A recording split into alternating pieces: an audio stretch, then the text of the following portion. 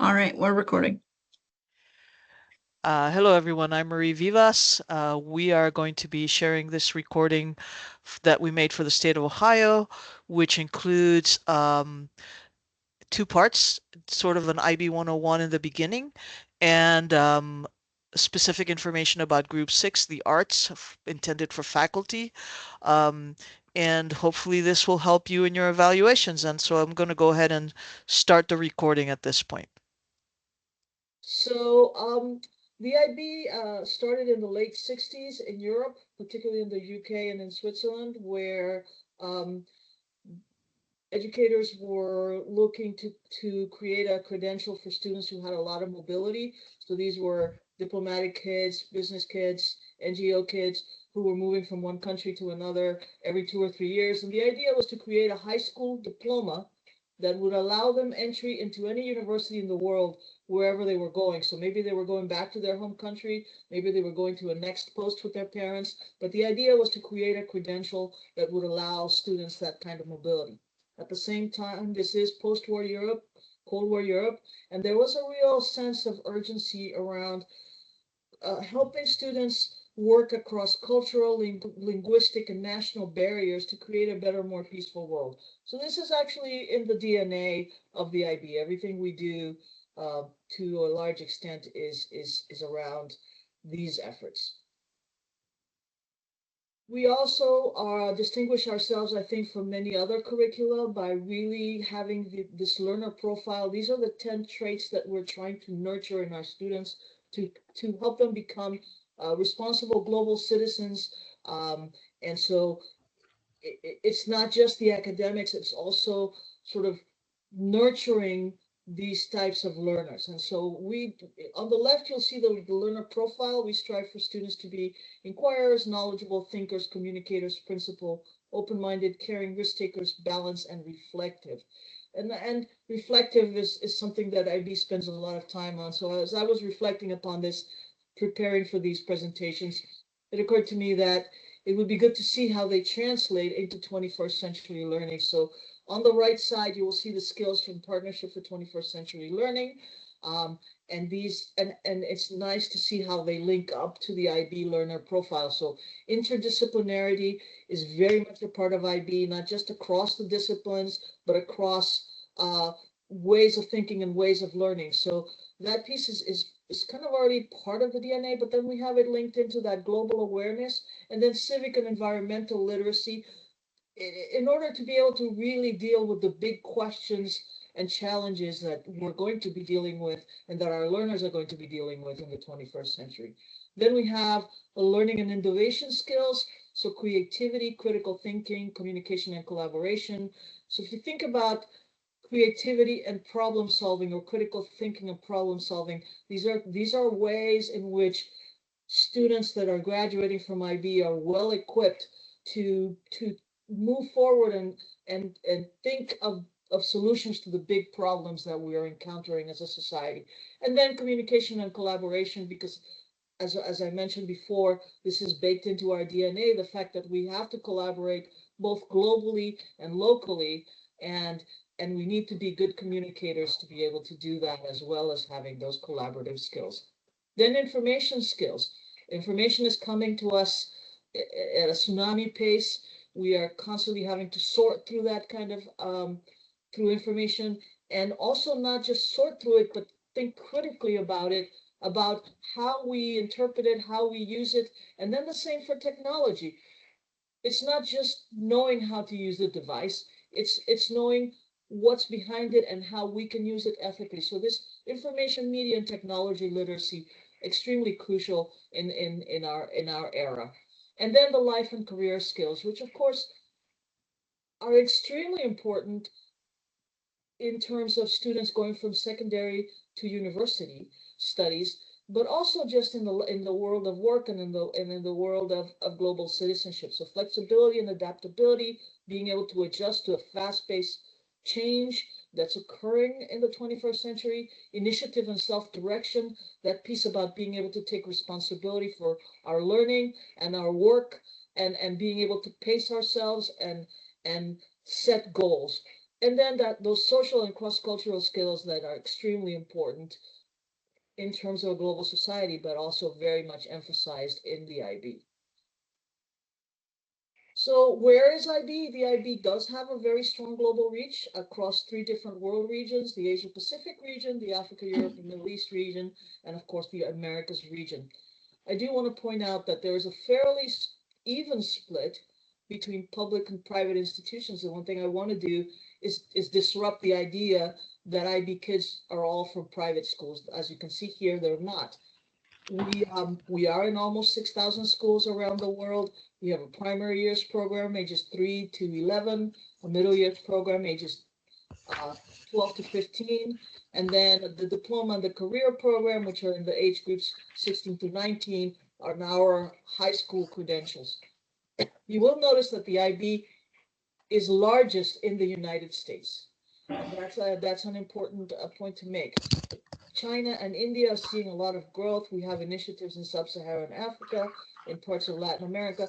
So really kind of changing the perspective of who an IB student is. Um, this brings us then to what's happening in the United States. We're close to 2,000 schools in the United States. 89% of these schools are public schools, and 62% of these are Title I. This is definitely the case for schools in Ohio. So the students that are coming to you are going to be the vast majority of them from public schools, and many of them from low income, underserved populations. That is who the designation Title I serves.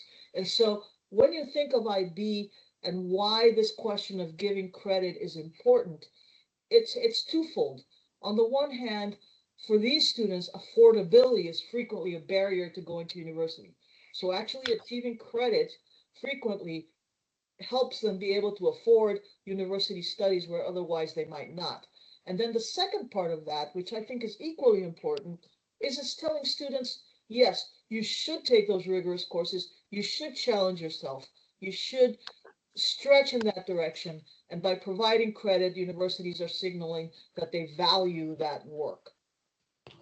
So we have three options for our 16 to 19 age students.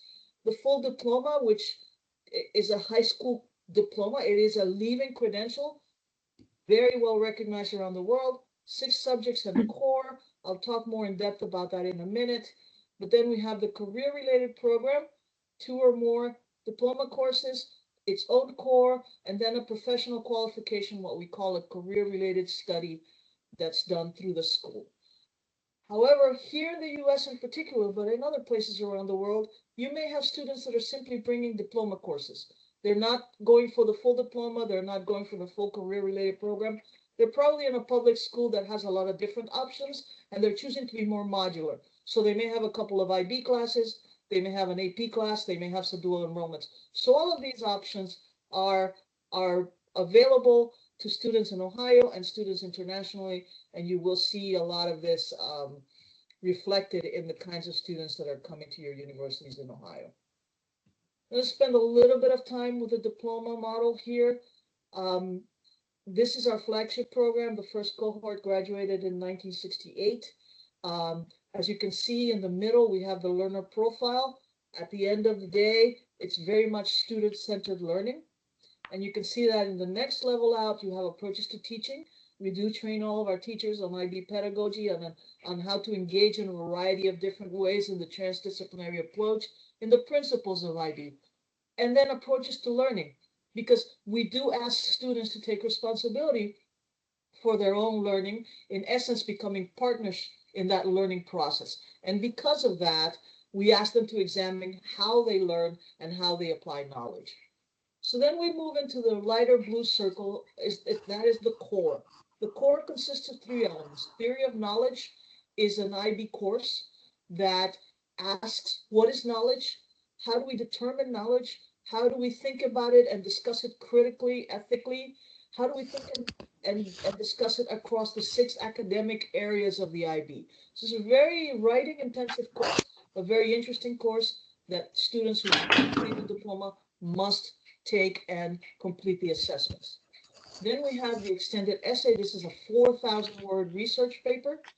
It is independent work by the students. They can choose to do it in any of the IB subjects that are offered.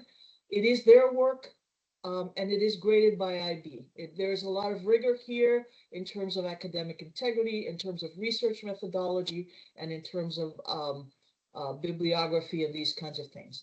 And then CAS, creativity, activity, service. This is the co-curricular element of IB.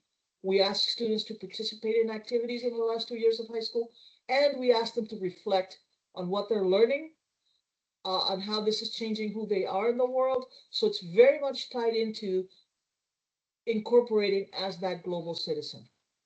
Now we're going to move into the 6 academic areas, but before we do that, I did want to mention that we have been talking about standard level courses today. We have 2 sets of courses, higher level and standard level. And the reason we're focused on standard level today is because in most universities in Ohio and around the world, there's already strong recognition for higher level courses. Standard level courses have not been as well known, and so one of the reasons for this initiative is to start thinking about how do you give credit for the standard level courses. That said, I want to say that higher level courses were designed with European students and European universities in mind. In Europe, in the last 2 years of high school, you tend to do about 3 courses. You are very much specializing in depth into what you're going to study in university. And when you go to university, there's no freshman year, you're jumping directly into your major. And so higher level courses are preparing students for that significant jump.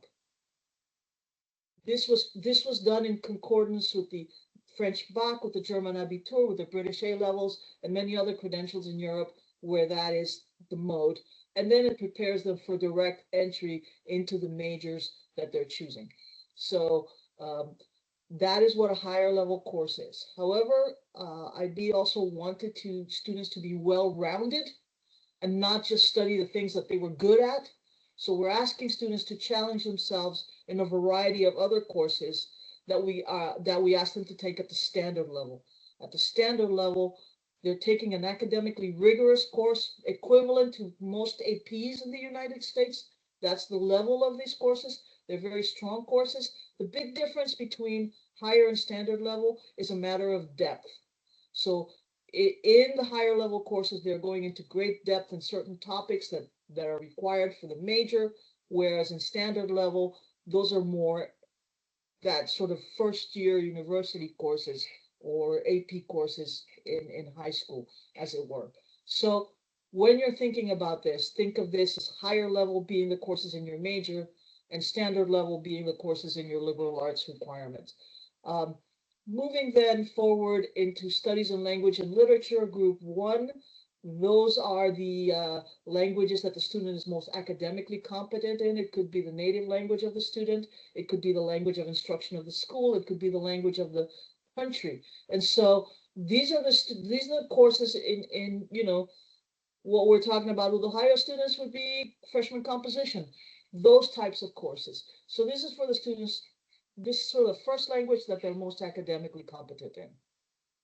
Group 2, and they of course have options at the higher and standard level in all of these groups. Group 2, language acquisition, that is for the language learners who can start at many different levels, but these are people who are learning a language as opposed to already academically competent in a language. Individuals and societies, the social sciences and the humanities, a lot of interdisciplinary courses that connect to science in particular here, but also to the arts. Um, and then we have the sciences, which are all lab-based sciences at the higher and standard level, traditional sciences, physics, chemistry, biology, but also many other interesting sciences that students might take because they want to pursue a certain uh, course of study. Then mathematics, we have 2 different courses, both at the higher and standard level, depending on the level of mathematics that the student will need for university study. And then the arts, which is what we're going to talk about today, so I'm not going to spend any time there. I will leave that when it comes time to Sabina. These are the same requirements I mentioned earlier. I just wanted to offer it to you in a format that is different if you're the kind of person that likes to read along. Um, I will note that here you will see that standard level has 150 minimum hours of instruction, and that is about equivalent to many APs.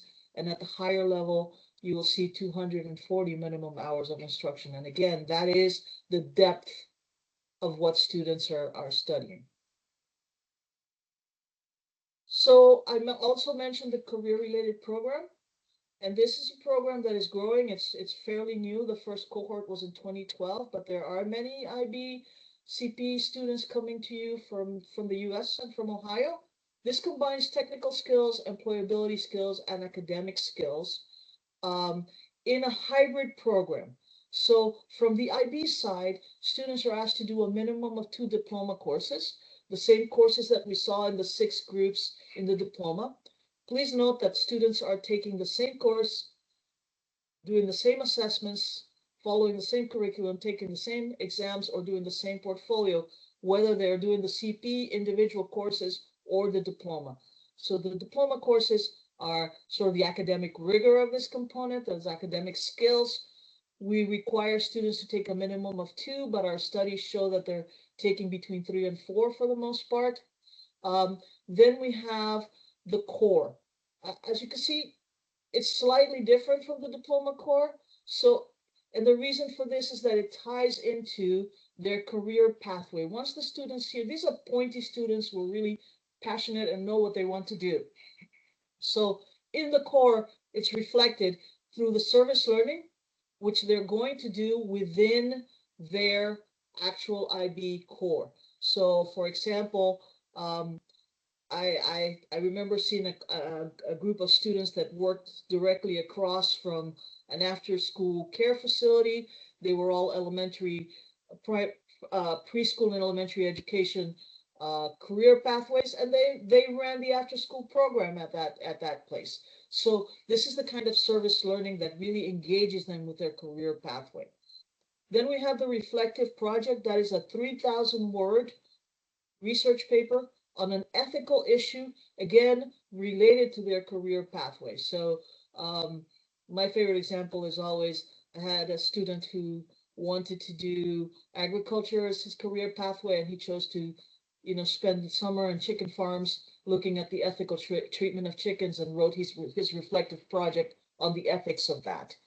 Language development, because as I mentioned earlier, we're asking every IB student who completes an IB credential to have a language component. And since students are not required to choose this as one of their courses, this language development component here is extremely important, can be met in a variety of ways.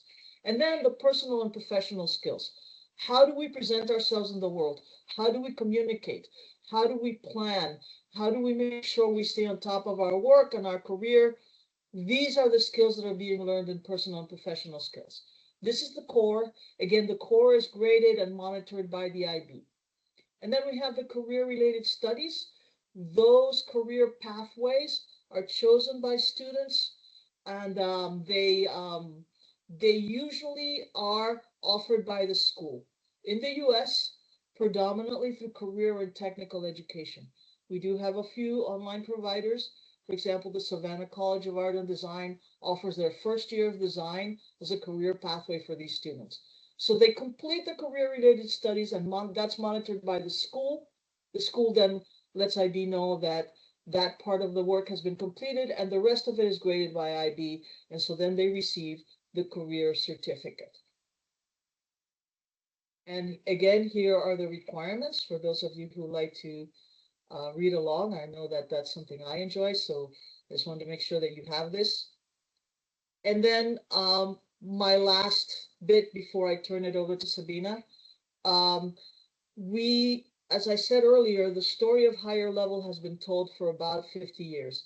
The US and most of the higher ed institutions in Ohio do give credit and recognize our higher level qualifications, but we wanted to really step up the benefits of the standard level qualifications, in particular in the United States, because so many students who are doing individual courses and who come from those underserved backgrounds will be doing these SL courses. So we contracted with the American Council on Education to review our most subscribed courses, and to come up with credit recommendations for standard level courses. And I'm very happy to say that they collected psychometrics, they collected assessments, they collected curricula, they did an in-depth dive, and they have recognized that for U.S. colleges and universities, they should award at least 3 semester hours of credit for IB scores of 4 or higher for standard level subjects. Now, I understand that universities will need to do their own evaluation. That is why you're here today. I do want to say that I hope that this is a support to you, a bit of a jumping off point, not having to start from ground zero to be able to see the work that ACE has done. And um, it has also crosswalked for the courses that we did submit. It has made some suggestions of the types of courses at the university level that would be the equivalent course for the IB course. And this gives us parity with AP, which is very important again for particularly for affordability for our underserved students. So now I'm going to turn this over um, to Sabina. And Sabina, just let me know when you want me to move forward. This is the first of your slides. It says introducing the IB Diploma Program Arts. Yeah, I think you can move to the one where you have a picture on the left and the Yes, list of 5 subjects, please. I am there now. Yes, thank you. So yes, I would like to start by introducing, the group. As Marie said, the diploma requires students to study different areas of and different subjects. In the arts, we offer visual arts, theater, film, music, and dance. And in addition, there is a subject which is called Literature and Performance, which is an interdisciplinary course recognized both as an art or as a literature subject. If we move on, we can talk about what are to the next slide, Marie, the characteristic of all IB DP art courses. We are talking about HL and SL, and these are all practice-based courses with authentic creative process at the core. We treat students as practitioners in their chosen art. We design courses that are very open in the curriculum in terms of being we offer our program globally, so these courses are designed to be implemented in different school contexts. And they are intended to encourage students to progressively become independent, informed, and skilled artists. Marie already mentioned that the IB program has a mission, and international mindedness and intercultural understanding is obviously very crucial in the arts subjects. We foster respect for other cultures, and we encourage students to engage also with artworks that are not from their own culture, and to study context as a fundamental aspect of the creation of art.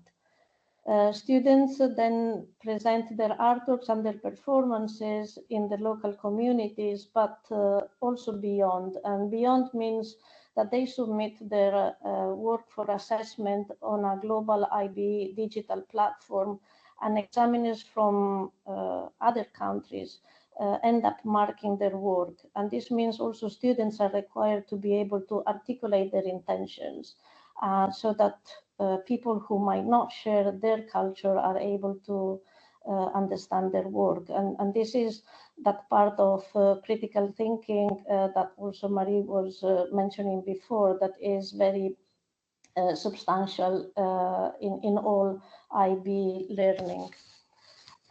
So we focus on developing skills, knowledge, and understanding. And in the arts, of course, the focus is on how you can employ curiosity, creativity, and dialogue to more openly engage with yourself, the world, and others. In the next slide, I want to introduce what are the shared aims of all IB diploma program arts. So when we design our courses, and this is done cyclically, so every roughly 7 years, we are launching a new reviewed version of the course. We align with these aims, and as you see, they reflect all what has been presented in terms of the program in general. When we then take that mission and the principle Marie has mentioned in the context of the arts, we focus on exploring diversity of the arts across time, culture, and context. We ask our students to engage with their creative processes and develop as imaginative and skilled creators and collaborators. We care about competence, and we care about critical reflection in the process of making. At the same time, we ask that they develop as informed artists, and I will go more in detail about that, with analytical skills, which are obviously applied in the case of each art in different ways. And then there is obviously this idea of learning to enjoy the arts as lifelong learners. If we move to the next slide, I put the diploma program again for you as a reminder, and I want to introduce what we call the approaches to learning and the approaches to teaching. So as you can see, skills which have been introduced again by Maria at the very beginning of this evening are something we really focus a lot on. These are much more important than contents or equally important as content. The ability to transfer learning and knowledge and understanding is something that the IB really values, and the possibility of connecting also learning that happens across the different areas of the program. Thinking skills in the arts are obviously generative thinking, creative thinking, and often embodied kind of thinking. You know, while in the visual arts, for example, you can think while you are doing, and to move across different form of thinking is really something that we ask students to develop. Communication is obviously at the core of any art, and the relationship with audience, the creation to convey artistic intentions is what our courses really put at the center. Social skills are developed in art classrooms because art classrooms are studios. You learn from the others, and with the others, they are really community of practice that encourage also a relationship with the teacher that is based on continuous feedback and reflection for refinement and for the ability to then be able to present your work in a way that is meaningful and in a way that you are also able to justify. Self-management is again very high in the spectrum. When you go to the art classrooms, students become resilient, learn to manage their mistakes, repurpose,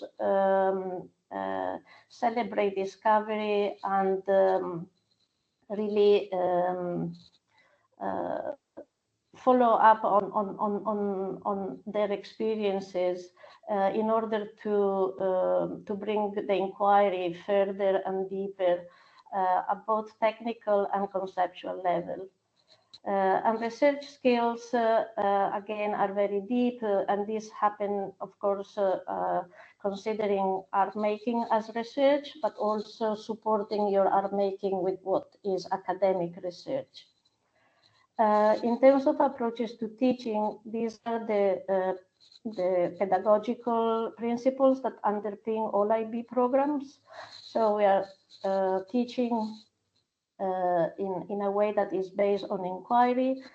Conceptual understanding in the arts is important because not only the students engage with the concepts of what is making art and what is the specific art, but they continuously engage with concepts that they want to transform in artistic form. And this is obviously stretching what a teenager that starts school saying, I want to make art, can achieve, because they initially think, I know what I want to do, but really fostering this approach that makes them reflect on what is the conceptual and formal aspect of their work and how this can get to a synthesis pushes them to another level during the 2 years of the course, both at HL and SL level. I think I mentioned already context and collaboration, and I want to say that our teaching is always informed by assessment, and so the design of the assessment is done with a lot of care, so that it can be an assessment that has a positive push effect on the way that teachers actually work with the students in the classroom. One of the things that I also want to make you notice is that we talk about pedagogy, but when it comes to the diploma, we already moved to andragogy in some way, because the diploma is providing more adult ways of learning while at school. And there is a great focus also on the student moving from a teacher-led approach to making art to a more autonomous.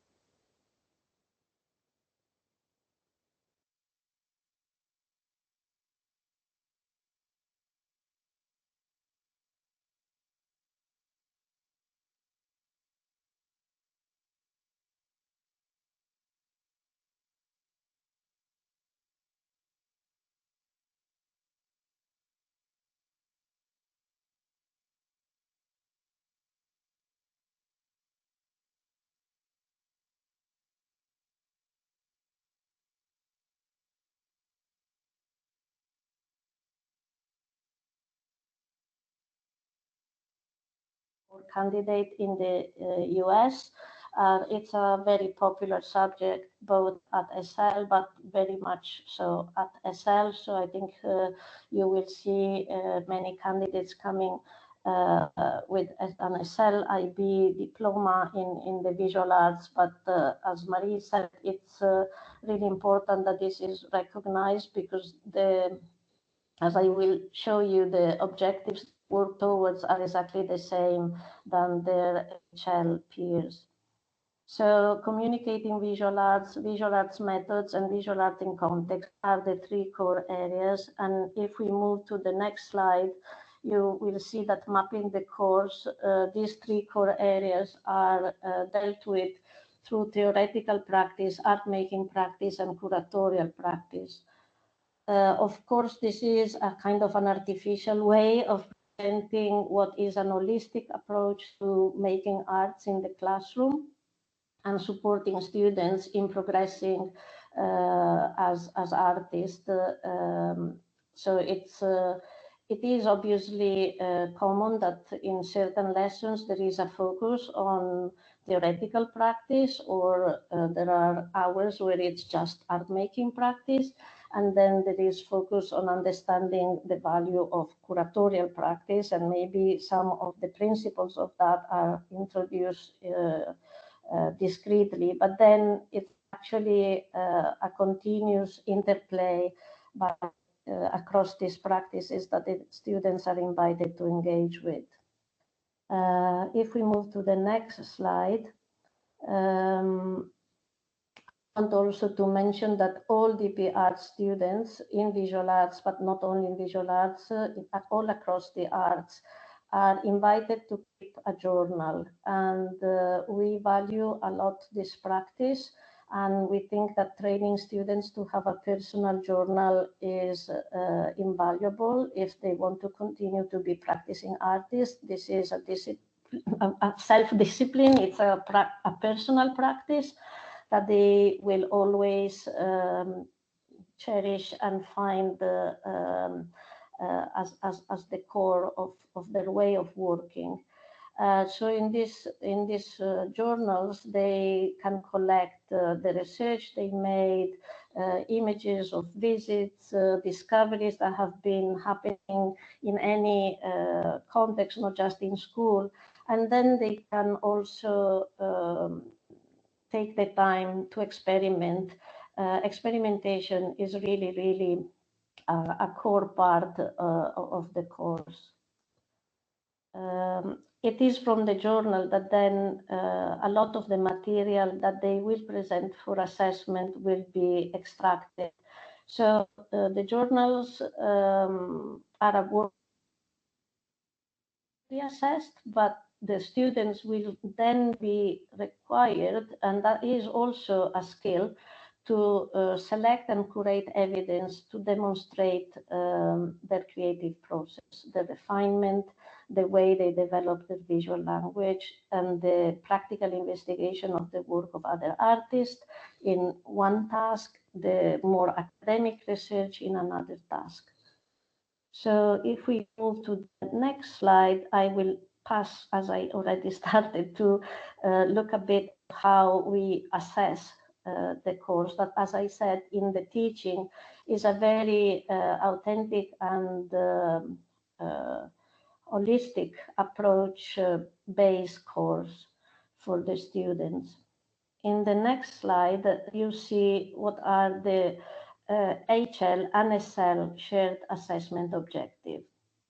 So both SL and HL students are expected to demonstrate knowledge and understanding of context in which the visual arts can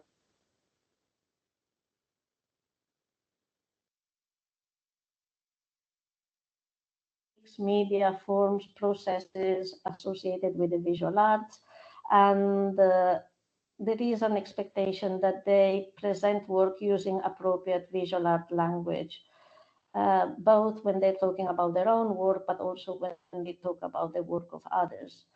The application and analysis of knowledge and understanding is the objective 2, and so there is again this reflection of the different practices that we mentioned before. So there is on one side the ability to analyze artworks from a variety of different contexts, but then the ability to apply knowledge and understanding of skill and techniques related to their own artwork. Synthesis and evaluation are those higher order skills that we value highly. So not only they formulate personal intentions for the planning, developing, and making of artwork, but they also consider how meaning can be conveyed to an audience.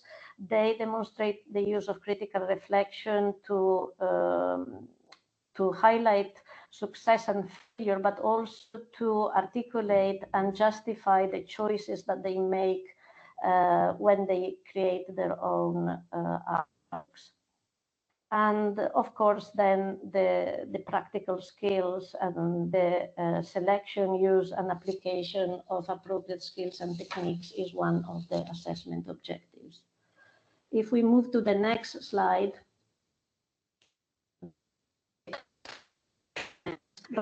trying to put side to side both the SL and the HL assessment model so that you can see how actually it's very similar, the work that in the current course the students at SL are required to do versus what the HL students are required to do, especially in the development of their competencies. in some cases is really the amount of work that differentiate the requirement for the HL students, considering they have many more hours in the course. There is one difference in the comparative study where the HL students have an extension where not only they analyze, compare different artworks by different artists, so engage in critical analysis and contextual investigation. This is what both SL and HL do. The HL will also have to connect with their own artwork. But the skills of actually studying artworks, searching, comparing, this is something that SL students do as well. And for how much sometimes they find this hard to start with and say we have chosen to do a practical course, at the end of the course they are very thankful for the opportunity that was given to them to really discover more of the arts of different contexts, contrasting contexts, having to engage with visual analysis, because this then gives them new tools when they make their own art. In the process portfolio, students submit, as I said, carefully selected and curated materials which evidence their experimentation, exploration, manipulation, and refinement of visual arts activities. And it's again a matter of quantity that differentiate the work, and SL students need to show that they engage with at least 2 different art forms when they prepare the process portfolio, but high attention and requirement is really in showing the critical choices during the process, what were the experiments they carried across, and there is a kind of line of inquiry that they need to demonstrate and to evidence. So it's really for them also to make that realization of what are the moments of their work that they want to show to the examiner. These 2 components are externally assessed and they are submitted as PDF files. As you see, our requirements are expressed in numbers of screens. And so the comparative study is quite an extensive study of 10 to 15 screens where visual and written evidence is treated at the same way, but where also we require the students to show that they accessed reliable sources and they had conducted research. In the process portfolio is much more about their own work and the practical engagement with the work of other artists. The internal assessment is an exhibition, and so it's it's supported by a curatorial rationale, and the SL students submit 4 to 7 artworks, while the HL submit 8 to 11. It is an exhibition that needs to show coherence, and so there is a requirement that the student really develops a body of work around some conceptual focus or theme or meaning that it's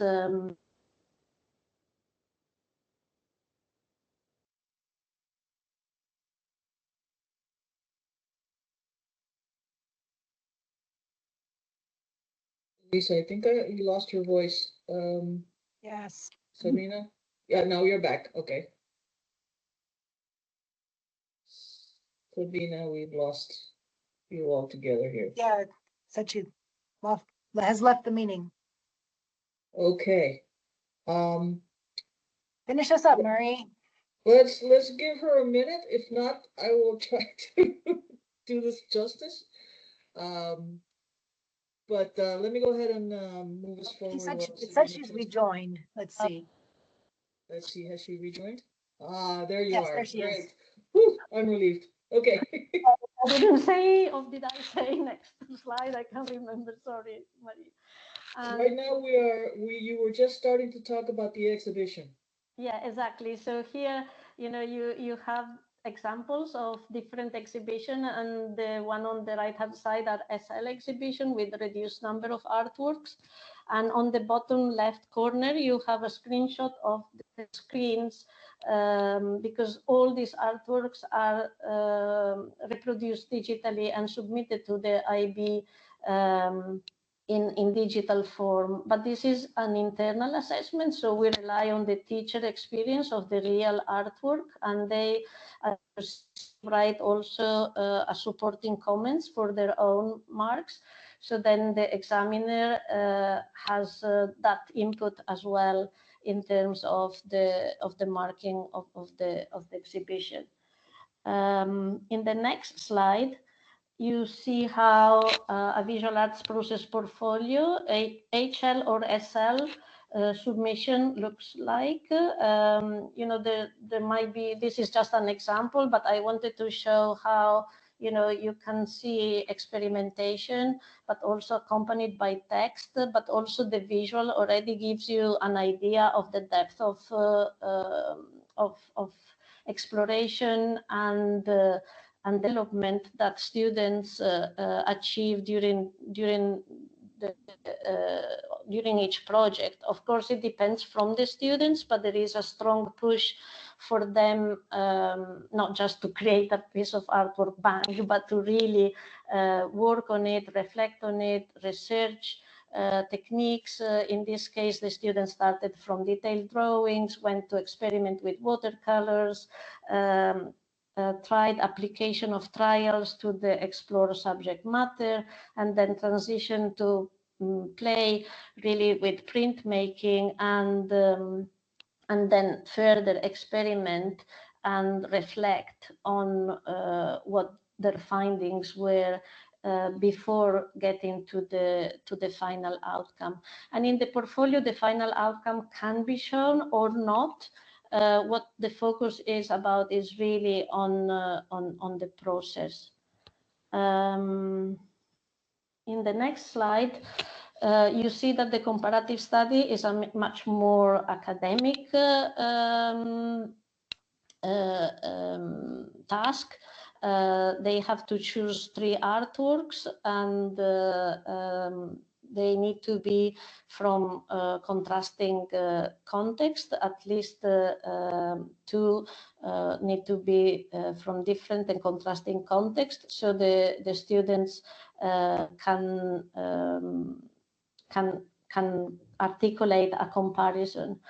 We don't define what is contrasting, but we trust and ask the student to articulate why they chose those artworks and where is this contrasting element of context, because it's not just being very far geographically or very far temporally that creates the contrasting context. It can be in the same era that artists belong to different contexts and develop art that is determined and influenced by conditions that are different and intentions that are different.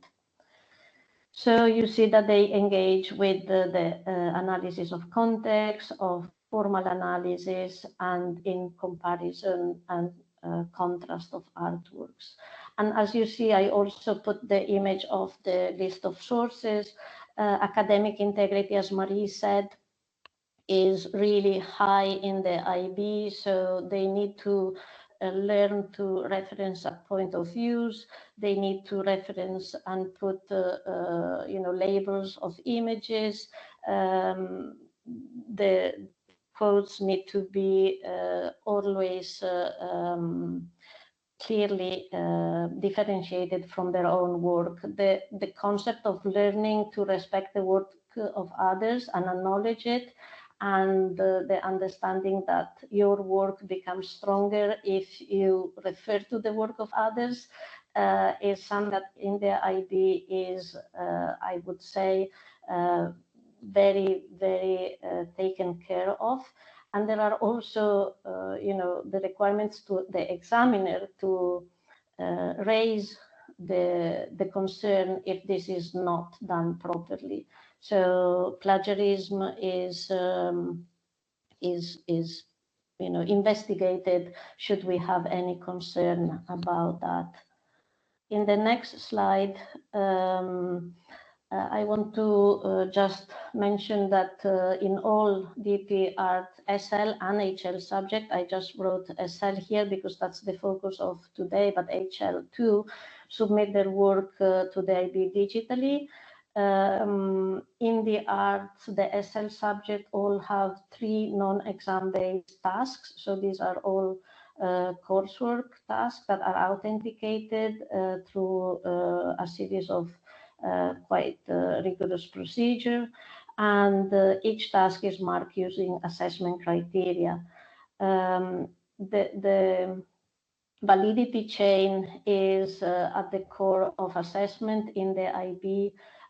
For the arts, we want to protect really authenticity and construct relevance. That's why we don't have exams. We don't believe that artists can go through an exam, but they can still be assessed and examined in rigorous way, allowing them to work in ways that are much more authentic and relevant to their disciplines. In terms of reliability, this is why the IB moved to digital assessment, because this is a way where we can really anonymize, ensure that there is a minimum bias and maximum fairness in terms of the way the students' work is seen by the examiner. And I think this is really something that has brought the fairness and rigor of the assessment to another level for the arts. I just want to point out that we are at 2 Yes, o'clock. I'm running. I'm nearly there, I think. So I the think there's a couple more. There's a couple more Yes. slides about visual arts, and then I think we'll have to pause there and see. If Yes, that was my intention. So Yeah, I focused this and I tried to cover things that are really relevant to all the arts. So my focus of my work is on this, but I think a lot of the things I mentioned, as you see, are trying to address what is happening across all the arts. And if anyone is interested in specifically other arts, we are always available to respond and to provide further information. You mentioned that film could be, interesting. So I already put slides for colleagues to be able to access information, detailed information about the syllabus and assessment of film, just in case. So I wanted just to move to the next slide where we have the DP visual arts criteria. Without going into each of them, I just want to mention that in all IB assessment, each criterion concentrates on a particular aspect of knowledge, understanding, and skill that the students are expected to demonstrate. And for each criterion, there are level descriptors that guide students in understanding how they will be assessed, and guide teachers in understanding what is valued and what they should guide students to achieve, and guides examiners in their marking. So it's a transparent system where everyone has shared materials to refer to. In the next slide is just a conclusive slide repurposing the objectives after we went into the details of the tasks and of the process of assessment, but it's just to reiterate how we really strive for rigorous practice-based courses where students develop skills, techniques, and approaches, and where they learn to research and then apply and analyze knowledge and understanding to work as informed artists, and be ready to be practicing and presenting their art. I think also the ability to present their art and talk about their art is something that IB students are invited and supported to do. The curatorial aspect is present when they set up an exhibition and create a body of work in their schools, but it's also in the transition from the work they've done in their journals or in their artworks, and then presented digitally through curated selection of materials.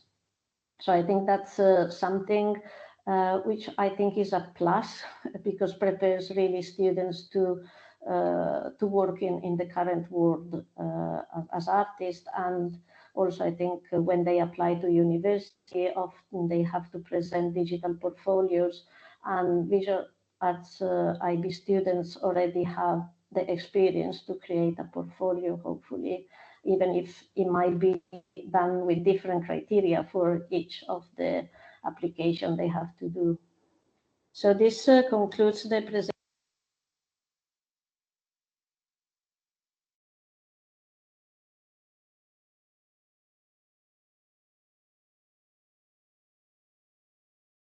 So thank you everyone for sticking with us. I know there were a few little technical glitches, but there's a lot of information there that's truly important. And the principles are applicable across all of the arts courses, that the framework exists in a very similar way for film, theater, and dance and music. So even though this was focused on the visual arts, you can easily see how this translates into all of the others. Thank you very much for your time. And Rachel, I'm turning it over to you now. All right, thank you. We'll have these posted somewhere that is accessible for everyone pretty soon. So thank you.